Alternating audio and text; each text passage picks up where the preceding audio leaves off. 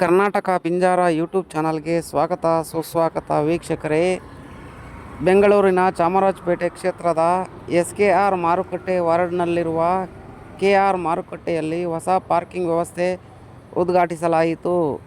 ಈ ವೇಳೆ ಕರ್ನಾಟಕ ಸರ್ಕಾರದ ಉಪಮುಖ್ಯಮಂತ್ರಿಗಳಾದ ಶ್ರೀಯುತ DK ಶಿವಕುಮಾರ್ ಮತ್ತು KMDC ಅಧ್ಯಕ್ಷ ಜನಾಬ್ BK ಅಲ್ತಾಫ್ ಖಾನ್ ಅವರೊಂದಿಗೆ ಕಾಂಗ್ರೆಸ್ ಮುಖಂಡರಾದ ನಾಯಕರಾದ ಶ್ರೀ ಸಂಪತ್ ರಾಜ್, ಶ್ರೀ DC ರಮೇಶ್, ಶ್ರೀ ಗೋವಿಂದರಾಜು ಉಪಸ್ಥಿತರಿದ್ದರು.